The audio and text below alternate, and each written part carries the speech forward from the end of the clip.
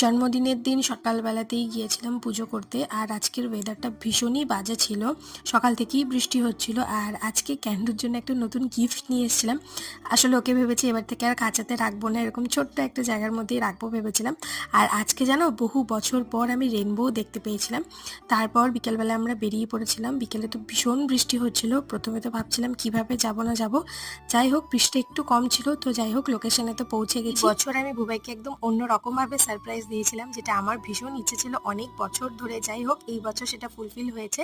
আর এটার উপরে কিন্তু একটা লং ব্লগ, ডিটেল ব্লগ রয়েছে, সেটা কিন্তু তোমরা আমার চ্যানেলে দেখতেই পারবে। আর ওকে যে এটা আমি বানিয়ে দিয়েছিলাম, এটাও কিন্তু বানানোটা আমার ভিডিওটা রয়েছে আমার চ্যানেলে। তো তারপর আমরা একটু খাওয়া দাওয়া করে নিয়েছিলাম, আর আমি নিয়েছিলাম মাটন বিরিয়ানি। আমার ভীষণ ভালো লাগে। আমি কিন্তু টোটাল প্যাকেজ থেকে শুরু করে কত কি পড়বে সমস্ত কিছু আমার ভিডিওর মধ্যে মেনশন আছে, তো তোমরা যারা চাইছো একবার চেক করতে তারা কিন্তু চাইলে চেক করতে পারো। তো চলো দেখা হচ্ছে নেক্সট পার্টে, বাই।